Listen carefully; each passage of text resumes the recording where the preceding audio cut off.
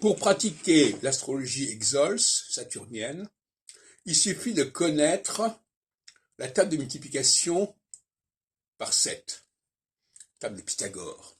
7 fois 1, 7 fois 2, 7 fois 3, 7 fois 4. À partir du moment où vous avez cela, vous savez où vous en êtes. Vous avez un certain chiffre pour regarder où ça correspond à la table de multiplication.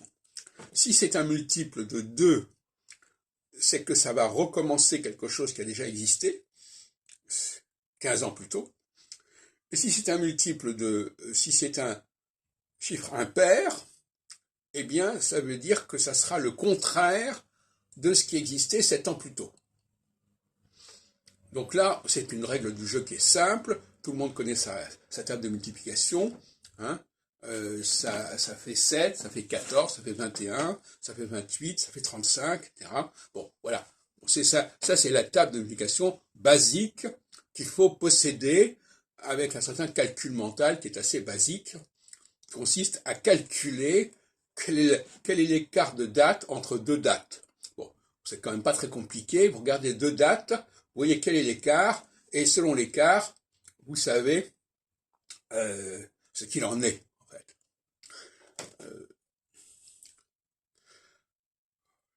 Donc, par conséquent, si vous voulez comparer des choses, eh bien, des choses semblables, vous passez de 15 en 15, et ça veut dire aussi que vous regardez des intervalles avec des multiples de paires, de 7, c'est-à-dire 7 par 2, 7 par 4, 7 par 6, 7 par 8, et non pas 7 par 3, 7 par 5.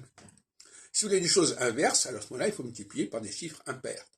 Donc tout ça, c'est quand même assez simple à acquérir, et c'est l'essentiel. Les chiffres sont une interface essentielle pour l'astrologie. C'est ce qui permet de passer justement du plan terrestre au plan céleste. C'est l'interface.